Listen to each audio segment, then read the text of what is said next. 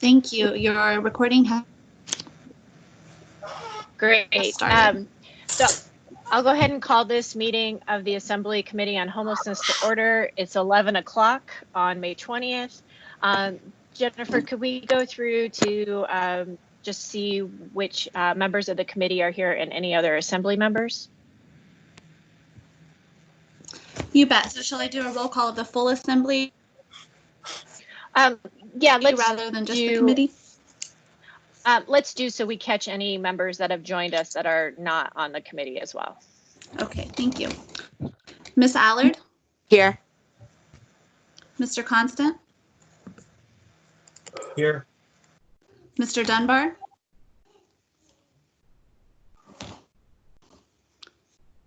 Miss Kennedy? Here. Miss LaFrance?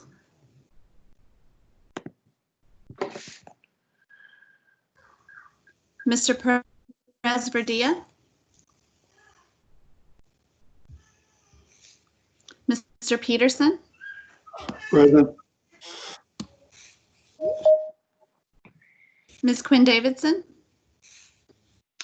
I'm here, and I see Forrest on the list. I think he's trying to get in to say he's here too. Yeah, I'm here. Thank you. Mr. Rivera? Present. Mr. Weddleton? And Ms. Zolotel? Here. Thank you, Jennifer. I appreciate that. So we have the agenda up on the screen. I'm just going to do a quick overview and then we're going to jump right in. We start these meetings with brief audience participation. And then as you can likely see, we have quite a bit of business to run through. So I have two individuals who requested audience participation at the beginning of the meeting. Mr. Oliva, if you are on, now would be the time to unmute yourself, and you have 3 minutes. This is a reminder as well. Please keep all your comments directed to the committee and not any particular person other than potentially the chair, and really try to keep them substantive if possible. If they become personal attacks, your comments will be ended. Mr. Oliva, are you there? If you are on the phone, it is *6, I believe, to unmute.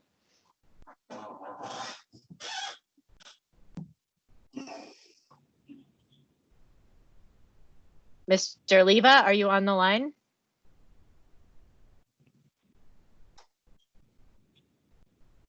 Okay, then I'm gonna move on. The other individual was Rose. Rose, are you on the line to give comment?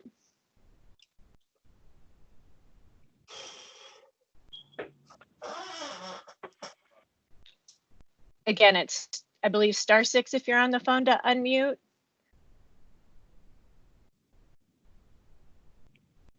Okay, well, we will maybe then have time for audience participation at the end, and I will start by seeing if those two individuals are online towards the end of the meeting, if we do in fact have time. So we're going to move on to item 4 on the agenda, 4A, summer camp abatement and cleanup, and Nancy Burke and a team from the municipality is going to lead us through these next agenda items under A. Oh, I'm sorry. Actually, before we do that, I apologize. Late breaking request for audience participation at the beginning of the meeting. And let's go ahead and do that. Mr. Couples, if you are on the line, you may go ahead for 3 minutes.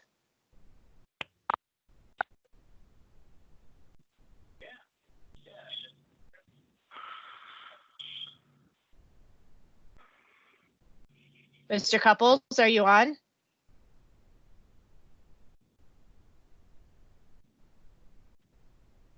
Okay, I believe I've unmuted myself. Can you hear me?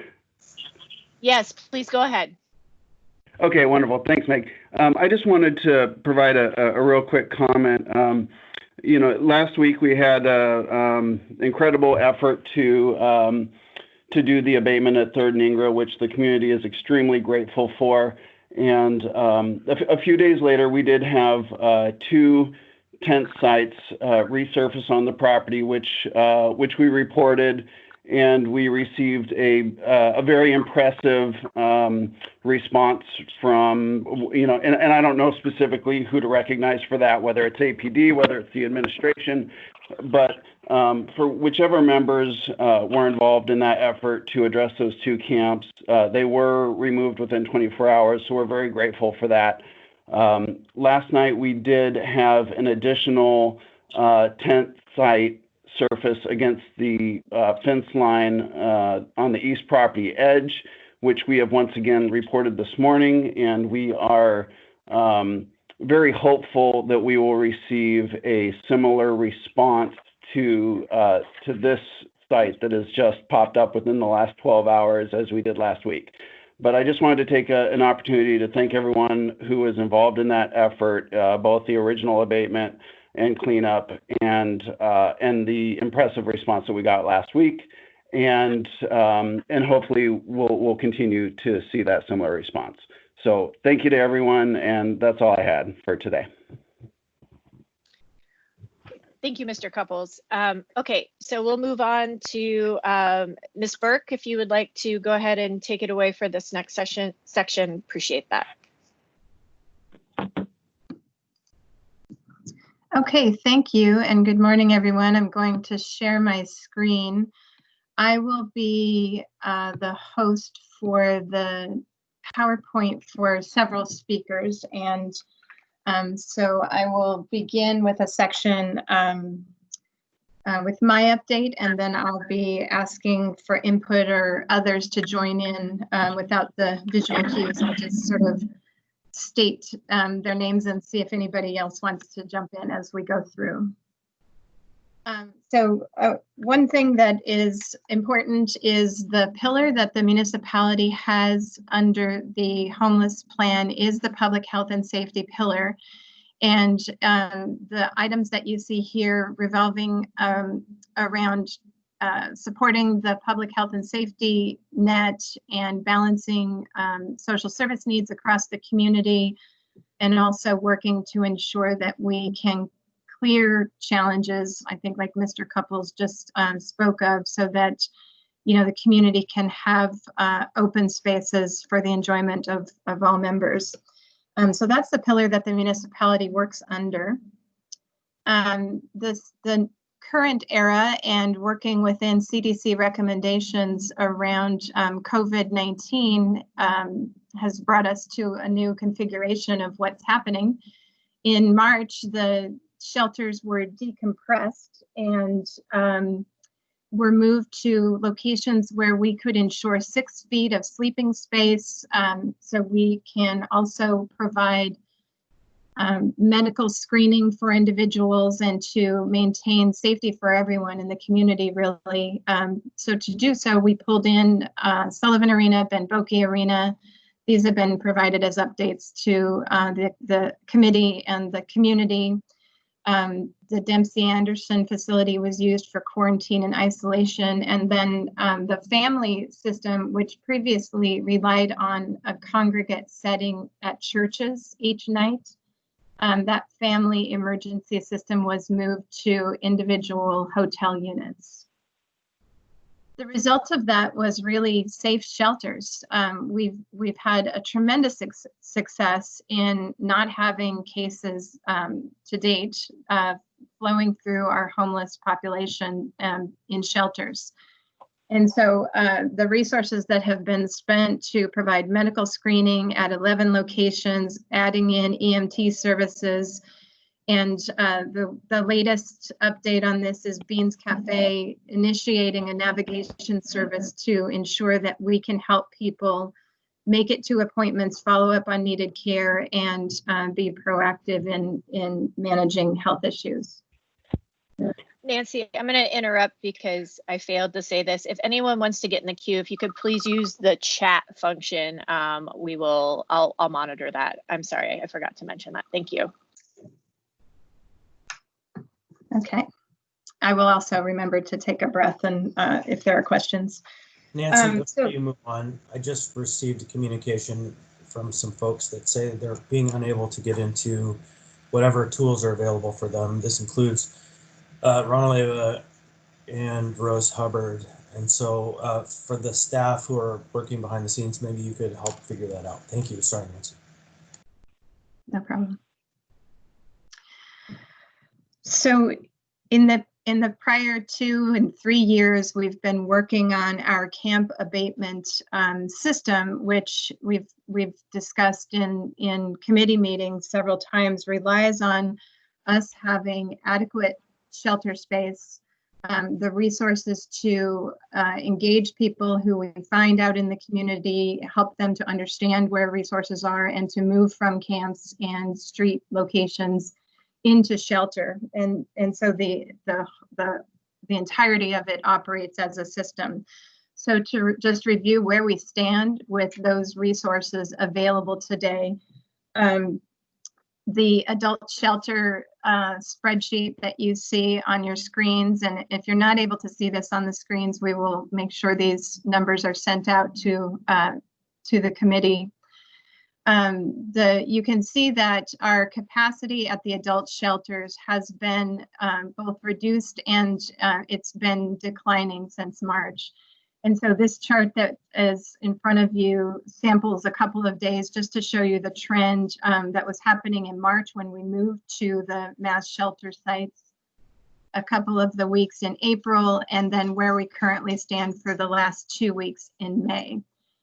So you can see that our shelter numbers have been declining, and that's something that is typical for us to see over the summer. However, we do have adequate space at shelter currently.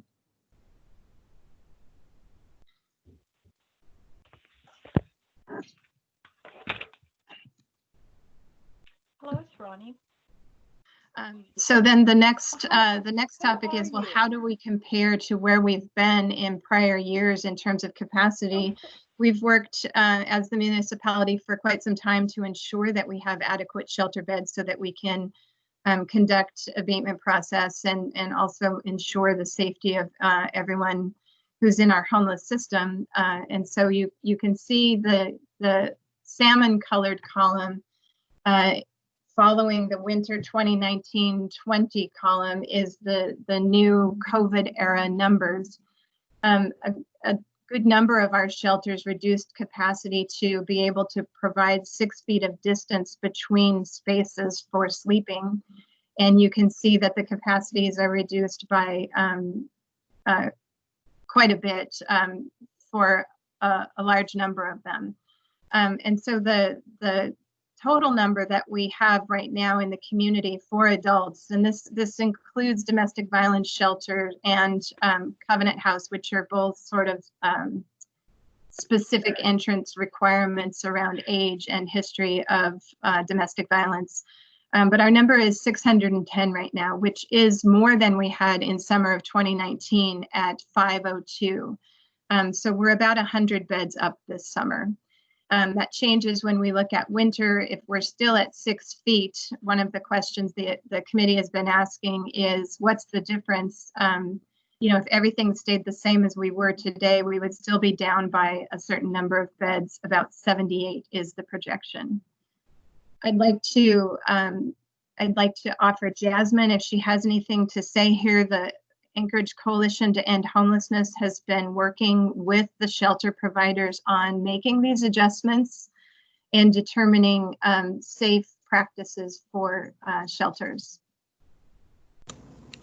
Thank you, Nancy. This is Jasmine. I appreciate a few minutes to summarize, I think, what's been really incredible work from our community over the last 7 or so weeks. The business impacts that so many of our community members are experiencing as we navigated CDC guidance, hunker down guidelines, and just the general changes to our community were obviously felt very strongly by our social service providers as well.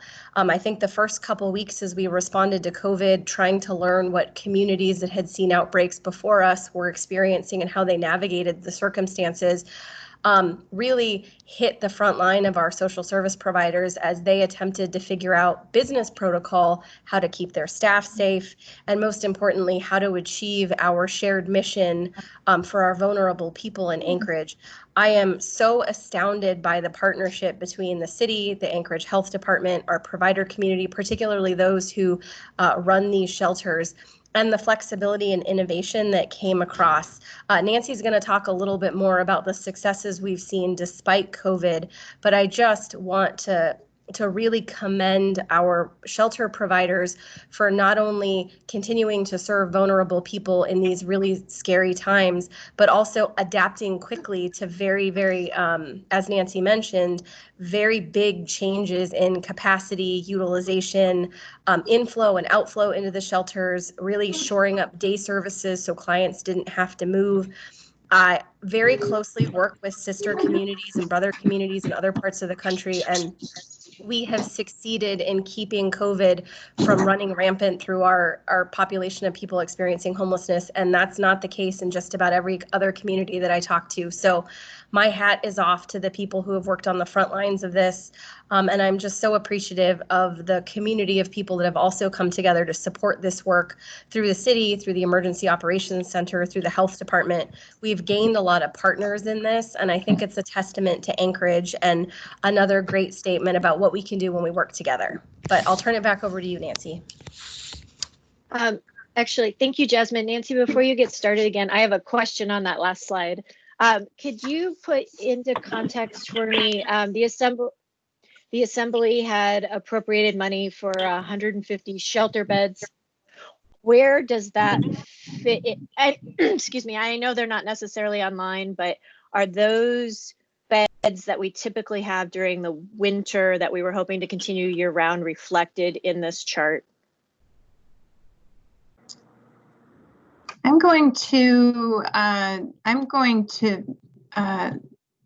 I believe that those beds are reflected in this 320 number that will be the capacity for Sullivan, because the intent was stated by the Assembly and the budget intent was to provide additional shelter spaces throughout the summer. However, the financing, Nicole Lebo is on with us, and she's really the contract administrator and the person who oversees this area. So maybe I'll ask Nicole if she wants to step in. Thanks, Nancy. This is Nicole from the Health Department. And I would say, yes, you are correct that right now the emergency contract is covering the emergency shelter beds in totality. So the 150 that would have been at some other location, which is currently not at another location, those beds are here. Great. Thank you very much. I appreciate that. Okay. The Congregate Care Sites, I'm going to ask Chris, would you like to cover this section for us? Yeah, thanks, Nancy. Chris Schutte, Director of Economic and Community Development. The slide you're looking at now is just a brief high-level summary of the two facilities that were established in response to the COVID-19 pandemic, the Boke Sullivan Mass Shelter Complex, and then the Dempsey Anderson Ice Arena Mass Isolation and Quarantine Facility. As this group has seen and heard from us in the past, both of these facilities are seeing decreased usage. I'm going to start with the Dempsey Anderson since it is the one seeing that has seen the lowest usage. This was a facility that was stood up to deal with the unique public health concerns around sheltering individuals who need to be in an isolation or a quarantine position, either because they were under investigation or had undergone testing and were awaiting results, or in rare cases just needed a place to stay while they got through the pandemic. We never saw, I think, full capacity on this building, thankfully, because we as a community responded so well to the COVID pandemic and did a decent job of staying hunkered down and other protective measures. Given the low volume of usage at this facility over the past couple of weeks, we have essentially mothballed it for the remainder of May. It is available should there be a need, if we see any sizable increase and need to take advantage of this facility. But by and large, we're able to accomplish the same objective that the mass isolation and quarantine facility was established for through an alternative site that we have stood up at a congregate housing facility. To that end, we will begin fully demobilizing the site on June 1. What that involves, I gave a little bit of a preview of that last night, but what that involves is of course, tearing down and moving out all of the bedding and cots and everything else that was moved into the facility in order to stand it up as an isolation facility. We've got a Connex on site and a moving company that will be assisting with this work. And then we've got some of the temporary improvements, fencing, walls, et cetera, that will be dismantled and removed as well. I don't have a full timeline on the amount of time that it will take to complete all of the demobilization efforts, but we will begin that work in earnest on June 1 and will be complete shortly thereafter, I would imagine. On the Boki Sullivan Mass Shelter side of the slide, similarly, we will begin demobilizing the Boki Ice Arena on June 1 using a similar approach that we're doing at Dempsey Anderson. That will require some form of relocating cots out of Boki into the Sullivan Arena, since we are consolidating the shelter services into a single building now. And then, of course, we'll include us undoing some of the physical improvements that were installed in the ICE facility to return it back to its pre-COVID state. Both facilities, Dempsey Anderson and Boki 1-2, will go through a deep cleaning and sanitization process. The contractor who manages those facilities on behalf of the municipality is an international facility management company that has access to some CDC approved cleaning and sanitization tools and products, and so they will help us with that effort. Again, don't have a firm timeline on how long that cleaning and sanitization process takes. Since we haven't done it yet, we don't know fully how long to anticipate. But the breakdown and the demobilization at Boki will begin on June 1. So that's an overview of where we're at with those two facilities. Thanks, Nancy. Thank you. And just by way of saying the work that's happening under these slides, I am the collator of information, and I've served as support for this committee. So I want to make sure that the committee is aware that there are so many people who've worked on this effort through the Emergency Operations Center, through the Health Department, Chris's team. There are so many partners on this, so I don't want it to be narrowed in its focus, and I'll continue to draw in those that are working on others as long as we're going through these slides. Before you move on, Nancy, yes. we have a question from Miss Kennedy, and it might be back on the last slide. I wasn't fast enough. Thank you, Madam Chair. Actually, it's a question. Yes, it is on the last slide because it talks about demobilizing the Boki by June 1st.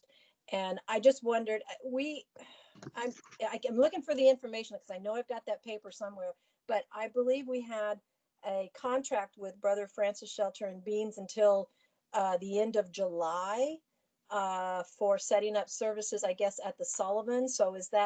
So everything completely moves over to the Sullivan at that point, and that contract with Beans and Brother Francis is still in place till the end of July in a different facility. than they would normally be functioning out of.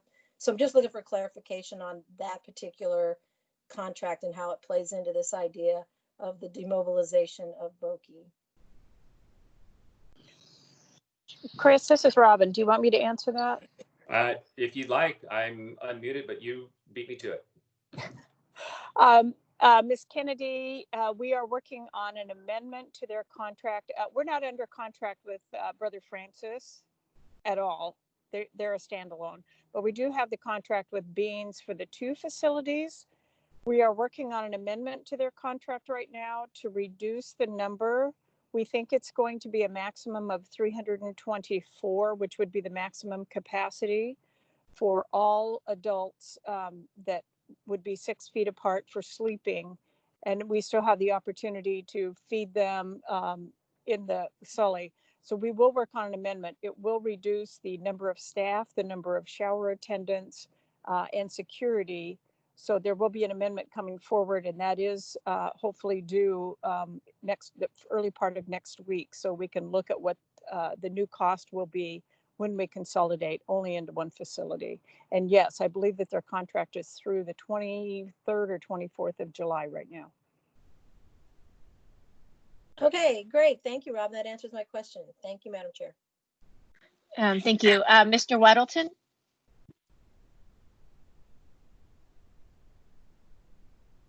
You might be on mute, Mr. Weddleton.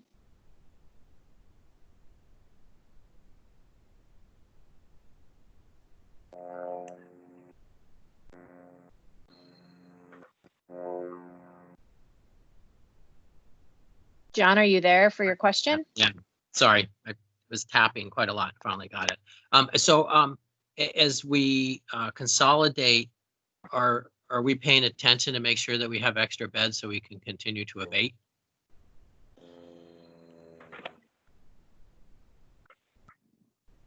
This is Nancy. I'll jump in on that. We are paying very close attention to that. We're monitoring the dashboard that has shelter bed availability, and if committee members or the public hasn't had a chance to see the web page and the data on the COVID area of the municipality's website, it provides that information for everyone, and so we are watching that very closely.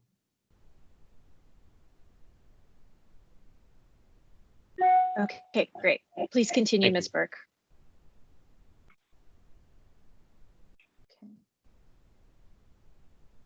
So the family system is one that is housed with the emergency services are something that the municipality is interested in and supporting. But the work of family homelessness is one that's in the housing and supports pillar of the Homeless Coalition. And there's an entire group of service providers and coalition staff who are focused on family homelessness. But we do monitor shelter space and availability for safety of families. And as I mentioned, the third line here are the Clare House resources in McKinnell through Salvation Army. Clare House is Catholic Social Services and McKinnell is Salvation Army. Their capacity is really roughly the same as it was pre-COVID, but the overflow system, or what we used to call the emergency cold weather system, changed its strategy this year, given that we were housing families when we didn't have space at shelter in prior winters. Families would go to a church that would open up every night and sleep in a more congregate style sleeping area. And this year, health concerns for the volunteers that would oversee that, plus health concerns for the families, led us to wrap in hotel units into the non-congregate care setting under the EOC. So as you can see, we have some capacity there for families. So to deal with the adult homeless system and to ensure to respond a little bit to Assemblymember Weddleton's question about monitoring shelter space, we're also aware that our capacity configuration has changed and that we now have this mass shelter site that we need to plan for. And while that work is ongoing, we want to make sure that we're creating all of the opportunities for people who might be economically homeless to make their way back out to the community, reconnect with employment and with housing resources that are needed.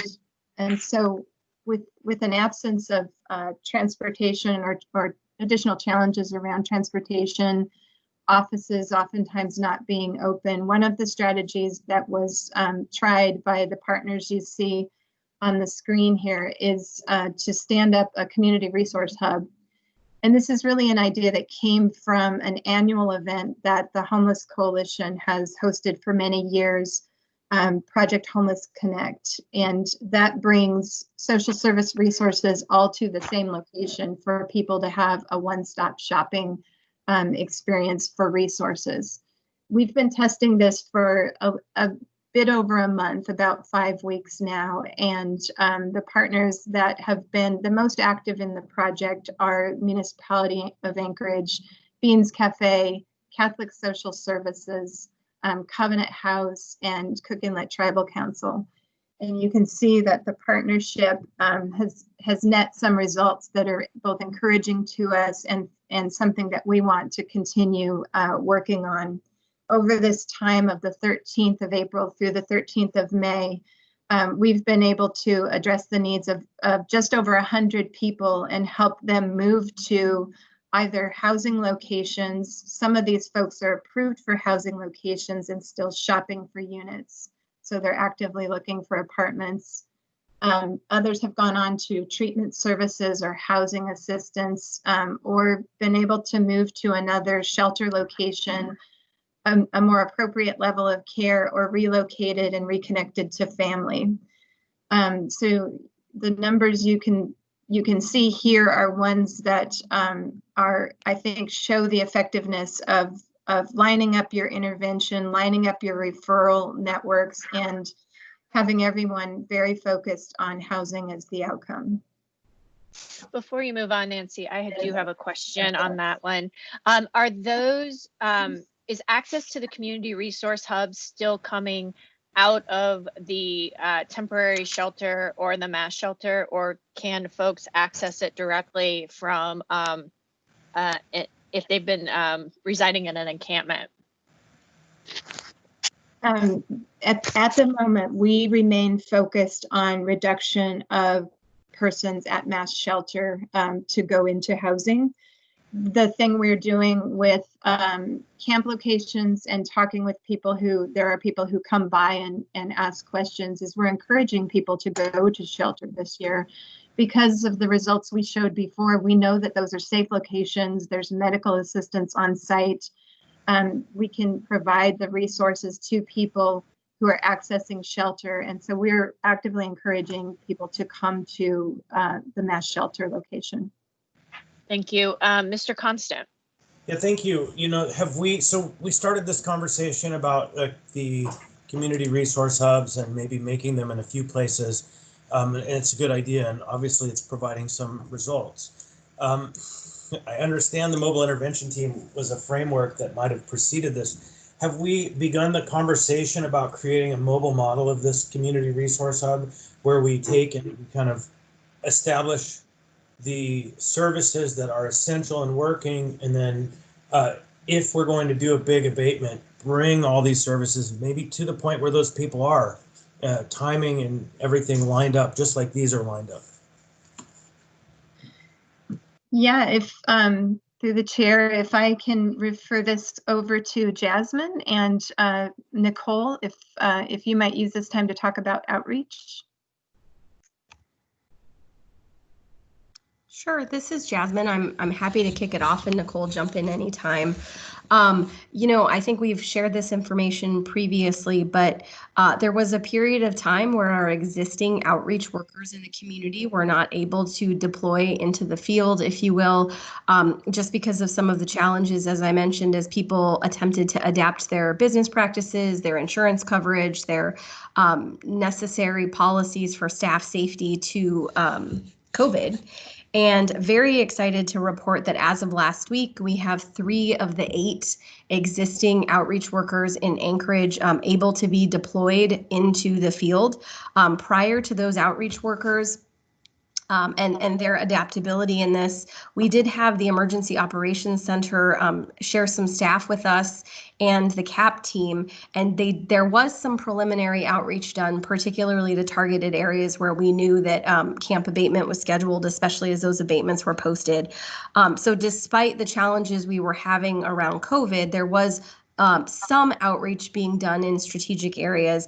As of last week, as I mentioned, we are standing up outreach again more broadly in the community and hearing positive things from our provider partners that they anticipate the remaining outreach workers will be able to be deployed in the coming weeks. So that type of outreach, in my opinion, is what I call canvassing, and that is where we are going to a broad array of locations, building relationships with people, connecting them to information about COVID, information about the shelter changes, where food can be accessed, where restrooms can be accessed, etc., because the world has changed around our unsheltered population.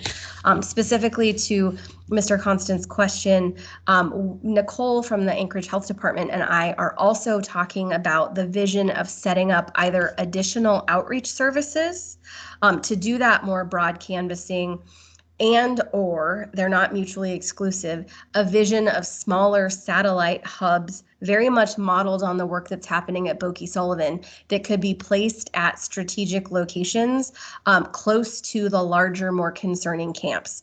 That is a work in progress. We do not have specific strategy defined and nailed down, so we're still in discussion with our provider partners about availability and interest.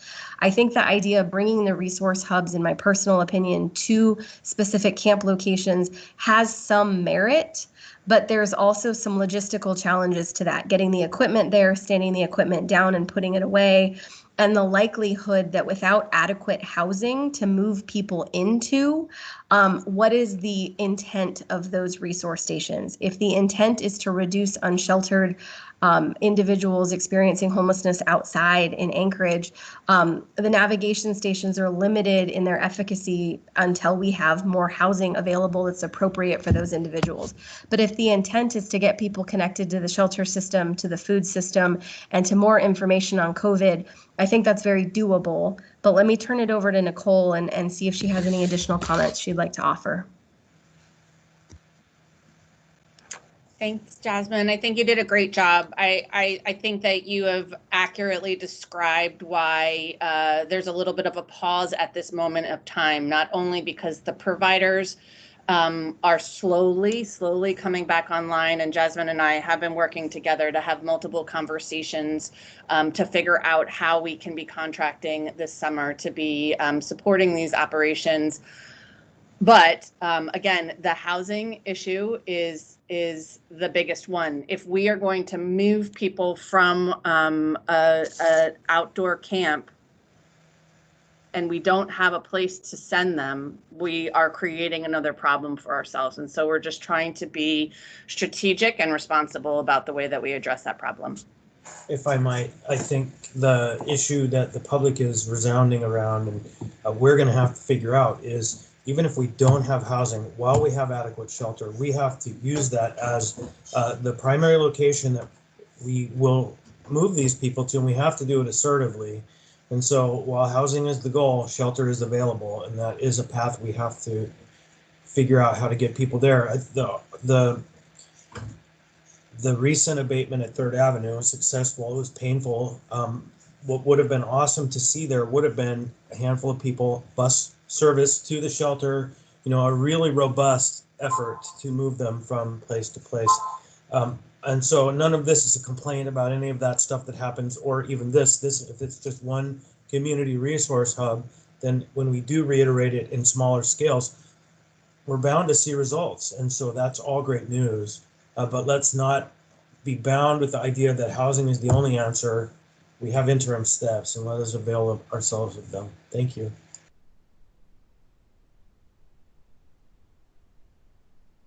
All right, please continue. Thank you.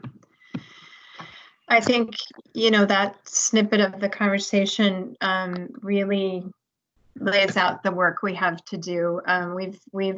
We've made strides. We have some systems that are functional. We certainly had setbacks with the health crisis that we've had. But we have begun, and we will continue camp abatement season. We did the first posting, as Jasmine mentioned, on April 30th, and put together resources for the outreach that happened. And the two actions, one is still in process of being cleaned. They were successful, and we saw a bump of people come to shelter. I think for the first time in monitoring shelter data, we did see that. The other thing that happens that causes a bump in shelter is rain. And so, the two things sort of came together a little bit around that abatement action. So Third and Ingra is completed. Chester Creek Trail, several folks have emailed and have noticed Gamble to A Street is currently under abatement. And then there are some individual camp locations that have grown over the winter and are quite large. So our first half of the summer here is going to be really playing catch up from sites that got away from us during the period when we're not doing abatement over winter. Coming in May and June, you'll notice that we will be placing closure signs on Chester Creek Trail from Gamble to A Street while we have mass shelter location in operation. We feel this is an important thing because of the sensitivity of trying to limit, the exchange of people through areas. We also are very aware of the fire danger in this area. So that location will be the first one in the community that we will close. We'll continue to do zones and individual camps that come to the police department's attention and prioritization. We do very much encourage the community to report camps in the maps. We will use the maps to monitor the closed areas and our zone areas. And we're trying to increase the feedback that we give to the community about the fact that we do use the GIS mapping tools. The volume of information that comes in really makes it challenging for us to do communication back on everything that's reported, but please be reassured that we do use that information for prioritization and lining up the work. And then just a last note that we've already had 60 calls for fires from homeless camps in the community to date this year. And so we continue to monitor that as we have dry spells this early summer season. I have a quick question before we move on, Nancy. What is, it's actually two questions. What is the plan to address camp reestablishment in areas that have already been cleared, kind of like has been done at Third and Ingra, although I realize a specific site versus a section along the trail probably has some logistical differences. And also, what plans do we have in place to address camps just moving further east, in particular along the Chester Creek Trail? I know the Rogers Park residents and Airport Heights residents have raised some significant concerns about camps and some activity already this year. Yeah, I think this is something I'm interested in working with the committee and others on, articulating how we're prioritizing and where we're moving next. We did use the dashboard on the GIS site last year to highlight areas that, were up for cleaning. That's one way that we can communicate to members that we know camps move down the road, and we address it by moving our process to the next location. The most effective tool we can use to help people not do that is to try to get them connected to outreach and to housing. And I want to give an example of the storage that we have for people who are out in camps. Right now we're using a location at the Sullivan Arena, and I was visiting with someone who was picking up belongings that had been stored. And I asked him, if I could store your things for 30 days, wouldn't you come into shelter? And, would that be a help to you? And he said, yes. He's, basically moving all his things around, trying to keep it together. He declined he had other plans that he was putting in place. But he said, yes, that's another tool. So, that's something this summer that I'd like to explore. And having the location at the Sullivan kind of gives us an opportunity also to engage people who have items stored to see if they will access resources. So that's another engagement tool that we're planning to put in place. Great, thank you. That concludes the slides that I have. And so I'm going to turn it back over to the CARES Act Fund. I believe we have Jason and Nicole who are queued up for that. Yeah, hi, this is Jason Bockenstedt, and I was just going to run through a couple of items. The first that I think probably the body is aware of is some funding that we have received, about a total of $1.7 million through ESG, which is the Emergency Solutions Grant. That number, we received about $600,000 for that, and the funds there can be used to prevent, prepare for, and respond to the coronavirus among individuals and families who are homeless or receiving homeless assistance, and to support additional homeless assistance and homeless prevention activities. Essentially, we're trying to mitigate the impacts created by the coronavirus. Within the program, some of the eligible activities that are listed are street outreach, emergency shelter, homelessness prevention, and rapid rehousing. And for this program in particular, on the homeless prevention side, the income restriction was changed to very low income, which is 50% of the area median family income, instead of the extremely low income, which was 30%. And then the other bucket of money that we've received so far is the CDBG, and in that amount we've received about 1.1 million. And eligible activities there are acquisition of building, rehabilitation and improvement, assistance to businesses to carry out an economic development activity, assistance to micro enterprises, planning and capacity building. And there's no percentage cap on public service activities. And I would just note that for many of the funds that we'll be talking about, there is a December 31st date in which we have to expend those funds. For these in particular, they remain available through September 30th of 2022.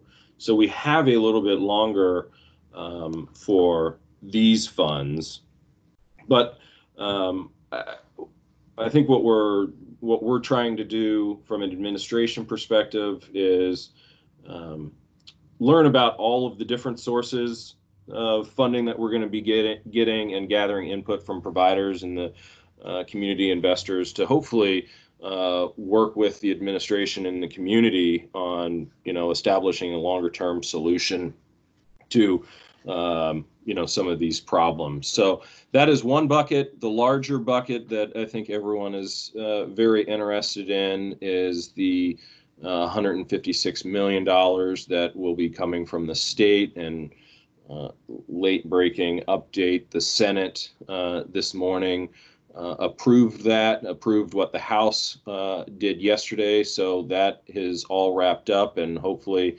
all concerns about a lawsuit or appropriating that the wrong way has been taken care of.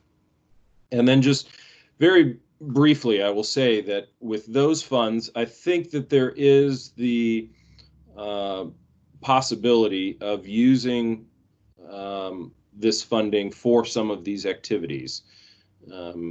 I think, as I have said repeatedly, there is guidance out there that basically says we have to use this funding to respond or mitigate the impacts from COVID-19. I think it is entirely reasonable to assume that a lot of the things that we have been talking about today clearly fall under that, be it camp abatement or figuring out what additional shelter space looks like when we get to the other side. So I will maybe ask Nicole if I garbled anything on the ESG or CDBG aspect of it, and if not, happy to answer any questions that folks might have. Thanks, Jason. I think that was really clear from my point of view. I would also just add that we have been in touch with the contact over at the state and about how they will distribute and what portions the municipality may be able to see. And they really are waiting on guidance from HUD to be able to best determine that number. And they do believe that they're going to go through some sort of application process for that, where we would be in competition with at least other jurisdictions or other municipalities throughout the state, as well as potentially against direct service providers. So more information on that is to come, but they are actually going to wait for the federal guidance to come to them before they start to figure out what their plan to roll those monies out is going to look like. Madam Chair, which pool of money was that you're referring to? The larger bucket that just went to the state in the second round. We only have access to the 1.7 here directly in the municipality. So the other bucket of the 158 million, I think, Jason, you said, that is yet to be distributed and or sliced up throughout the state. And that's going to be a choice that they get to make. Madam Chair, one more time. I believe the number was 500 million. And the portion we assume coming to Anchorage be 158. I could be wrong. Yeah, through the chair, this is Jason. I think we're potentially talking about two different things. The 156 million is what will be coming to us. I think what Nicole is talking about is there within the CDBG funding, there will be multiple rounds of funding potentially coming to Anchorage. What I was describing in the 1.7 was the first round, and we have been awarded that money. There was a second round that was announced last week that is going directly to the state, and I believe that is in the amount of about 1.7 again, but the state hasn't figured out how they might distribute that to Anchorage and other communities. So we're waiting on that piece of it. But we do know the 156 million is coming, and we do know the initial 1.7 is coming, but there is a second bucket of about 1.7 that we're still not sure of. Thank you.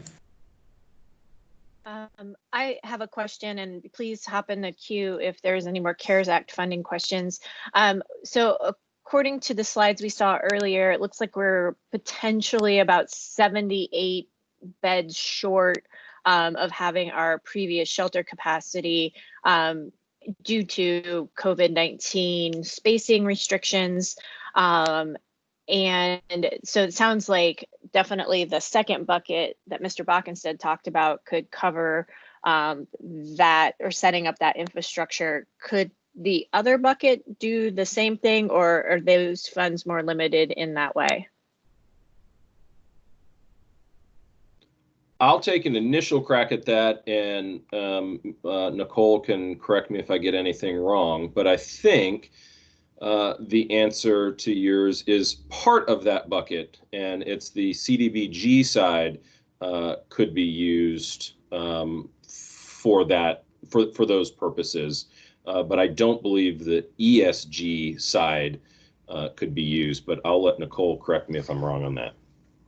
Yeah, that's sort of right and wrong. So the ESG funds could be used for the operations aspect of that. So in that way, it could be used, but the CDBG monies, to go back to a shelter, like a congregate shelter situation, those are not going to be allowable expenditures, right? So if we were trying to replicate something that we had in the past, that's not how we could do it. But there are other ways that we could use those monies to address the same problem, but the building or the configuration of the building would have to look different, and it would be preferring non-congregate shelter options. So for example, you might have seen in the news other cities, for example, purchasing hotels and having non-congregate shelter options in that manner. Thank you for the clarification. Yeah, please go ahead. Would you please provide us with the language that establishes that requirement in those terms? I would like to review it closely so I understand the parameters. Rather than just hear it at this committee and accept it, I would like the guidance. Thank you.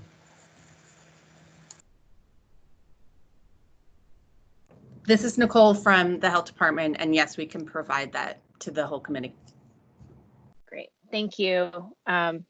So if there are no other questions on CARES Act funding, then we will turn to committee discussion. Anything anyone wants to discuss within the committee? Madam Chair? Yes, please. So at our meeting, our work session last week, in which we had a presentation of the kind of preliminary ways we could appropriate the alcohol tax revenues, a framework, if you will. I decided that for the purposes of this committee, I would use the same document and build it a slightly different way to show another way that we might look at utilizing the alcohol tax monies to mitigate the crisis at hand and to kind of meet the standards of the approved tax. And so I have sent forward to, I think it's Jennifer, a version of that spreadsheet. And if it's possible to queue that up, it'd be great. Great. Thank you, Mr. Constant. While that's getting queued up, we'll just move into the next item on the agenda, which is committee legislative and budget priorities. Our budget priority is the alcohol tax, and I wanted to preview, and Mr. Constance queued that up for us, how we're going to have a discussion around the alcohol tax in this committee. We're going to do it in two parts. Using Mr. Constance work here as a jumping off point, in June, we'd like to take up the public health and safety pillar, a lot of what Ms. Burke talked about today, and then in July, take up the remaining pillars of the Anchored Home Plan. And we will be inviting folks in July in particular to come and bring their ideas, and so we can have a robust discussion. And similarly, for June, I hope that the administration can take Mr. Constance's work and their own ideas and proposals and put those together, and we can have a robust conversation there. But I felt like it was appropriate to break that into two different portions, with the keeping in mind the overarching plan of Anchored Home, or goal of Anchored Home. So with that, I'll let Mr. Constant introduce this as a framework to start our discussion for next month. Thank you. So, you know, we had a meeting on Friday for those of you who weren't able to participate in the public that laid out some potential uses of alcohol tax revenues. And there were, as most people know, 3 buckets. There's a public safety bucket, there's kind of a health and prevention bucket, and then there's kind of housing and homelessness. And the fire chief and the police chief and the health department director laid out some of their priorities, and they were very clear to say, this is just a first round, put an idea on the table, see where we start. And so I am going to add the same caveat that this is just an idea and a framework by which we can begin a conversation. And so if you look up at the top section, the public safety section, I effectively left the numbers that were in the presentation as established by the police chief and the fire chief, which had $1.4 million, but in their description, they had labeled it much more broadly. I have narrowed it down to CAP team, dispatch, property crime, and then administrative support. The idea is let's utilize the alcohol tax funding to fund the entities that are doing the biggest lift on the homeless issue. And so the CAP team has been there at every turn. They know these individuals. They're problem oriented and they're direct. And so it's a wise use, I believe, of those funds. There was backup material from the police chief that had a whole bunch of other stuff. And I think over time we might be able to get to some of those other things. Next, there was the funding of additional prosecutors and defenders. And I think it's wise. We often find the bottleneck of our system isn't enforcement, but it's in fact the courts. And so we need to make sure we keep that part of our system as strong as possible and growing to meet the need. Also, the fire department proposed an increase of the core team, which is I forget the acronym, but the team that works hard to help people who are the heaviest utilizers of our EMS and 911 system to bring down those needs. About half of the population that they see, they report are people who experience homelessness. And so this is a compassionate outreach team that includes mental health, paramedics, firefighters, and can do a really good approach to a humane response to helping move people out of the camps and to reduce the impacts on our system. So I reduced slightly the grants to prevention and early education at this time. I didn't remove them in my framework because I believe that was one of the buckets that was proposed and we should honor that, but I don't necessarily believe we should go to $4 million of grants right away when we have this kind of existential crisis we continue to face. So then when you move down into the next category there, it was set up as substance use treatment and homelessness in the initial framework. And there was $22.5 million for the treatment center and then the difference for night shelter and daytime engagement center operations. I removed the substance use category at this time. We may know at the end of next week or middle of next week if the treatment center is going to be funded as a result of the sale of ML&P and the resulting revenues that would be dedicated according to the agreement with Providence. So what I did instead was, and these are all, again, just ideas to begin a conversation. One is fund the health department to have a behavioral health division whose job would be to work with all the various parties, nonprofits, and other entities who are liaising with people who are living in the camps and who are walking through the streets, who are clearly experiencing mental health, behavioral health, addiction crises. So the next one is to fund assertive outreach by the coalition. So this would be direct funding to the coalition to do that outreach work that they previously just reported on. Another thing is a year-round abatement funded by the Parks and Rec, or not funded by, operated by the Parks and Rec department. This could be a contract down the road, but we believe that the Parks and Rec department can stand this up, and they know our lands better than anyone. They're the right people, in my opinion. But year-round, so we don't find ourselves in April having experienced 6 months worth of buildup in the woods. That would be partnering then with the CAP team, who would be very assertive at helping people understand that the place for them to go is night shelter and daytime engagement. And so I left that number exactly how it was, and those are for operating dollars, not for capital.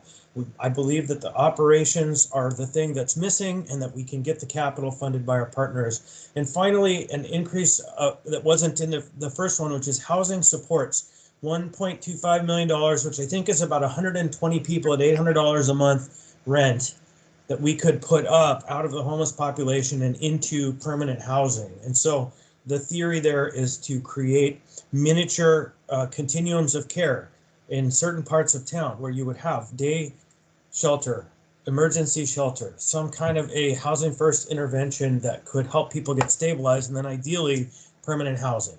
So this is the framework that I believe drives us towards kind of a reasonable approach to addressing these issues that's comprehensive. It's abatement, it's cleanup, it's housing and shelter, it's outreach. And so this is the model that I am putting forward as the starting point for a conversation on how to use these funds.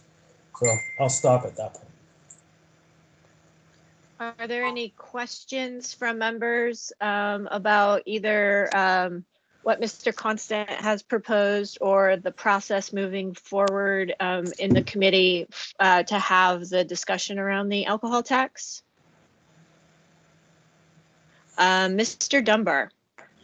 Thank you. I wanted to ask the administration, and I had brought this up at the last, at our initial work session on the alcohol tax about the housing supports, and I would like to see a portion of the alcohol tax go directly towards housing.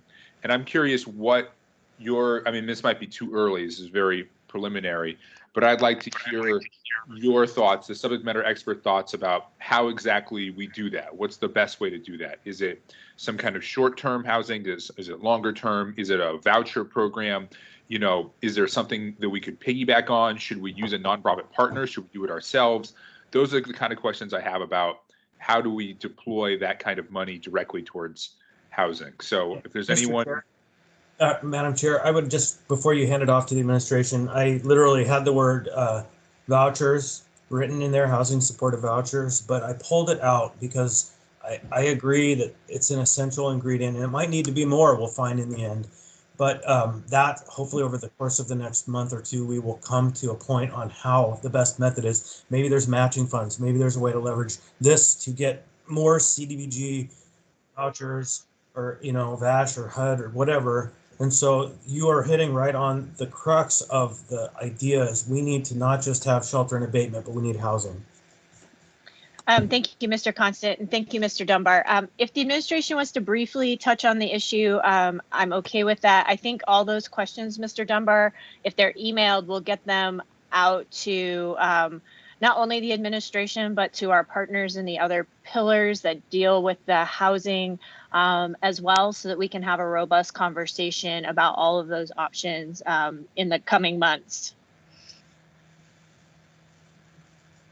This is Nancy, and I actually was going to say a very similar thing. You know, it's a part of some of the new strategies that we're trying out with the mass shelter site. It'll be part of the mix of like what the housing options may be, and you know, ultimately Nicole and her shop will be the ones running down the different smartest options we might use. But I generally feel like this is a very logical and it's a smart approach. Thank you, Ms. Burke. I think we have unless anyone else wants to touch on that, we have a question from Mr. Weddleton. Thanks to Chris a little bit on this. Thanks for putting this forward. You know, in the alcohol tax, it's supposed to be for new things that we haven't been doing. So when you have you know, like abatement year round, is that in addition to what we've been spending, you know, for the 4 months or 5 that we've been doing it, and similar to the other things like night shelter and so on? This is additive to what we've been doing or total? Yes, if I might, when I suggested the theory of standing up mini continuums of care, the idea is these are not things that are going to be happening at 3rd and Ingra.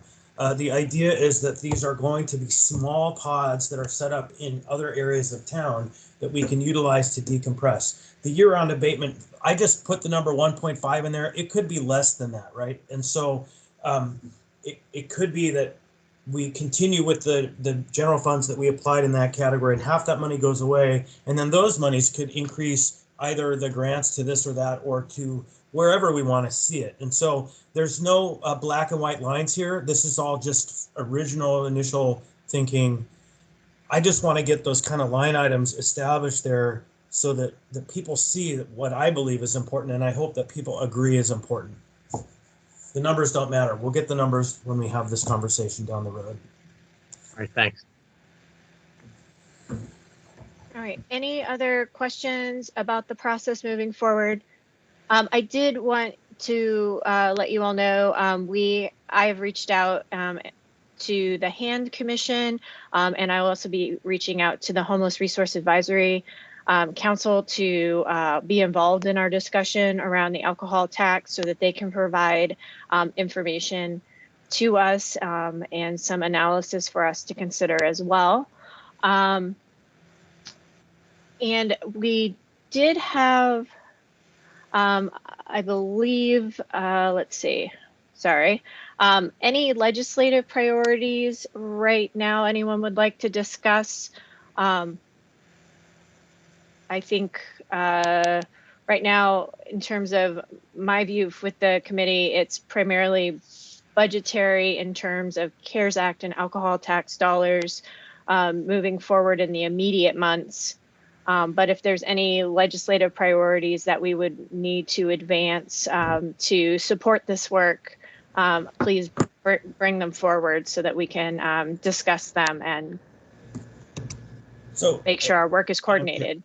You know, I don't have a legislative approach. I forgot, you just sparked one thing that I didn't mention in the previous, and that is that it's my hope that we don't wait until February of 2020 to implement these housing outreach and robust abatement and other efforts. So we work our way through this summer to the process that was established by resolution.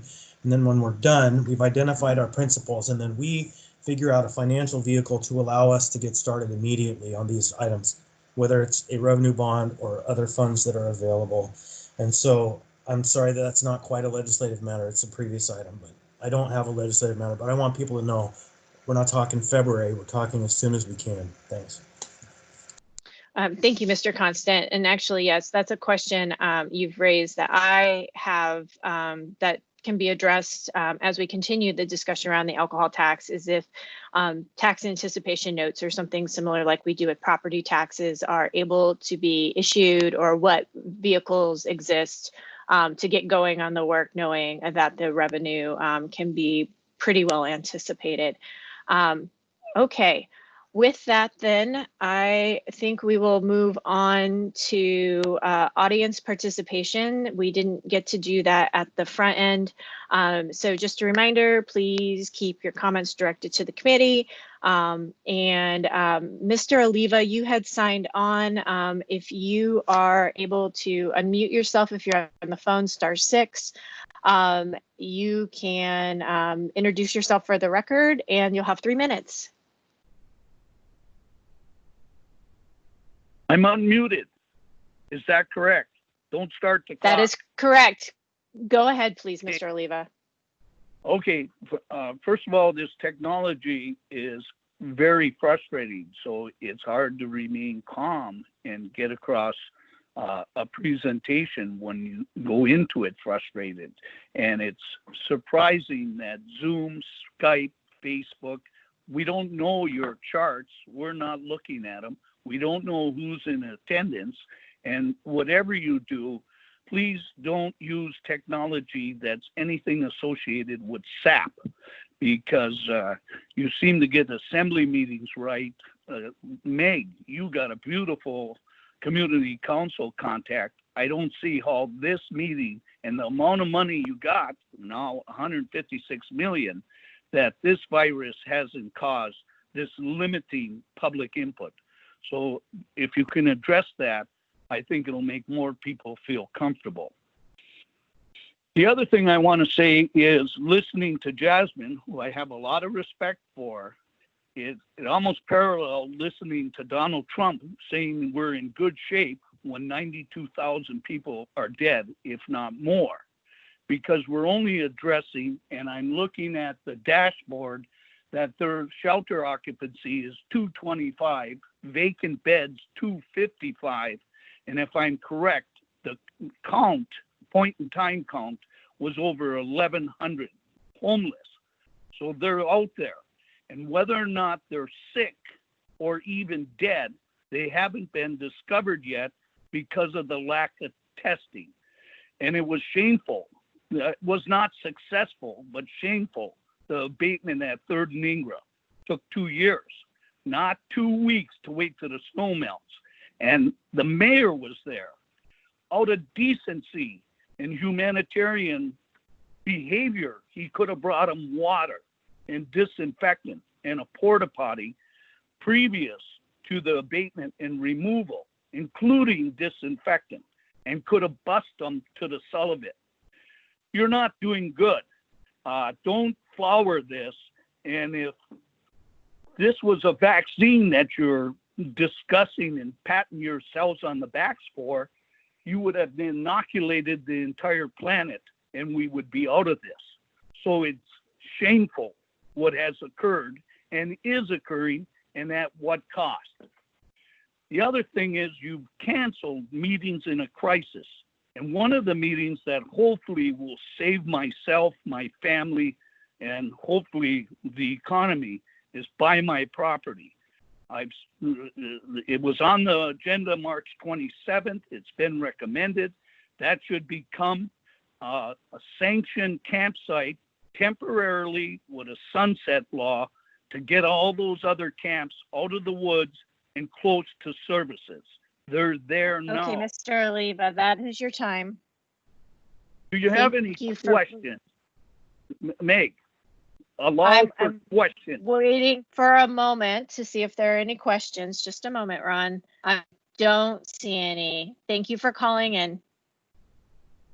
All right, next up we have Rose. Did you manage to make it on with us? Again, *6 to unmute. This is Roger Branson. It's, hello? You're breaking up. Hello? Can you hear me? Oh, yeah, Rose, please go ahead and you've got 3 minutes. Please go ahead. Okay. My name is Rose Hubbard. I'm with Anchorage Communal Homeless Village Project. And I wanted to talk to the Assembly and to forward or keep moving forward with the Anchorage Communal Homeless Village Project. It is not a Band-Aid, and it is proven viable over in Canada, in Hawaii, in San Diego, Portland. I mean, there is tons and tons and tons of valuable information. I have been speaking with a Fognac, which does, they do the camps for the oil and gas industry. They also donated a village down in the lower 48. So they are ready to go. I've also been working with Otna, and they have sprung shelters. So I want this to be a serious conversation, because this is not just temporary. These are not just, pop-up tents. And this could be a real world situation that could help improve the economy, because it would give jobs, and it would help with the relief of the homeless population being out on the streets. And when the abatement sign goes up, another sign can say, this is the legal place for you to go. That's all that I have to say. And if there's any questions, I'm open to them. Thank you, Rose. Pausing for questions. I don't see any. Thanks for providing your testimony. Your comment. Mr. Branson, were you trying to chime in as a participant to provide some comment? I am. Thank you. Is this good? Okay, you may go ahead. Yep, go ahead, please. So I'd like to start off by echoing Ron Oliva's frustration. But moving on from that, a couple of things. One, day shelters.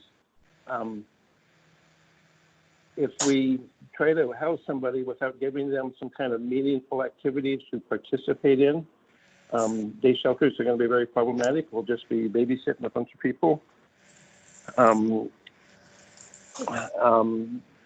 There's kind of a lack of understanding between the two sides, a disconnect in how the people that we're trying to serve perceive that help coming in.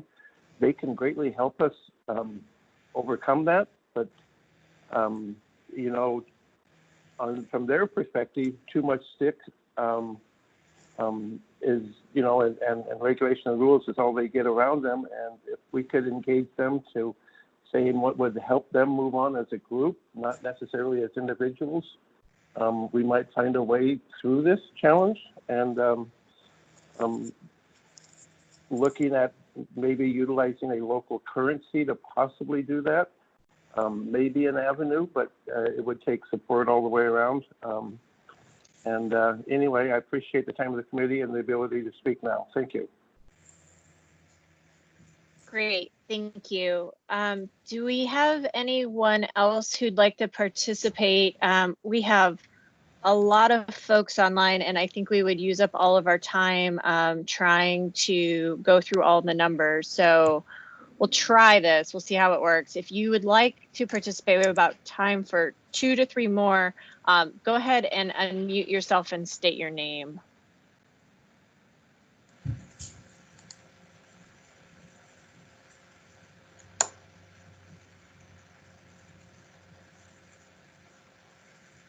All right, not hearing from anyone yet. If you're on the phone, it's *6.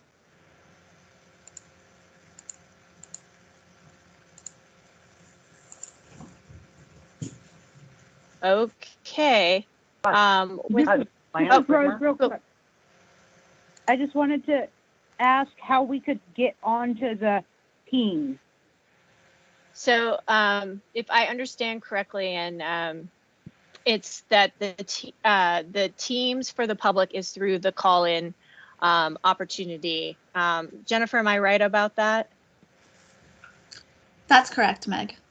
Madam Okay. Chair, if I might, I just would note to the members of the public that at some point in the not too distant future, we'll be allowing people back into assembly chambers, and we'll be figuring out a way to have members of the public in the room again. The technology has been a tool that has gotten us through in a pinch, but it doesn't. It certainly doesn't replace having the ability to be in the room. Well, I have point well taken, Mr. Constant. I have Teams, so if I could just, you know, log in, then I could view your slides, and that would be just great. I don't mind technology. I just unable to Thank use you. it. Yeah, I unable appreciate to- that. And we'll put the slides up on the committee webpage. There was someone else who was trying to chime in. Yes, this is Lance Rigmer. Okay, please go ahead. 3 minutes. Great, thank you. I live on Eagle Street, my wife and I. And first off, I'd like to thank Mr. Rivera and Ms. Zelatel for walking the camps with us about a week and a half, 2 weeks ago. Thank you very much for taking the time so you could see the issues we're facing as homeowners here. A lot of attention in this issue has gone towards the homeless, and they need it, but also the homeowners, you know, because we're definitely paying the price. And as you look at the funding, please look at funding enforcement. They're already moving back in. We walked the camps last night, and there are 3 remaining camps that haven't been abated and 7 new ones. They're already moving back in the Chester Creek Trail where you just abated in the last week. And without enforcement and without law enforcement, they're just going to turn right back and move right back in. And what they're going to do is they're going to go through our neighborhoods, steal stuff to rebuild their camps, the same thing they did last year. Without enforcement, law enforcement, you're doing no good but providing housekeeping services to the homeless. And it's not the homeless, really, it's that we have an issue with, it's the lawless. A lot of these camps here are criminal vagrants. They have bike chop shops, they steal propane tanks, bicycles, tarps, everything that's not secured down, they steal. And these are the people we have a problem with.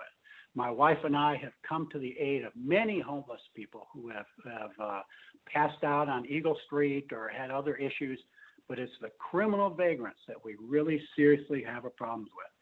And our house now value we're trying to sell has gone down between 10 and 15% in value as of all the other houses in the North Star neighborhood. because of this issue. And we just need help, definitely need help fighting this lawlessness issue that has been allowed to continue on in the camps. Thank you very much. I'd love to field any questions. You want to put a police substation down here, that'd be great, but just do something with this funding to provide the adequate law enforcement to support to keep this lawlessness from coming back. Thank you. Thank you. Not seeing any questions. Looks like we have time probably for one more individual. Anyone else?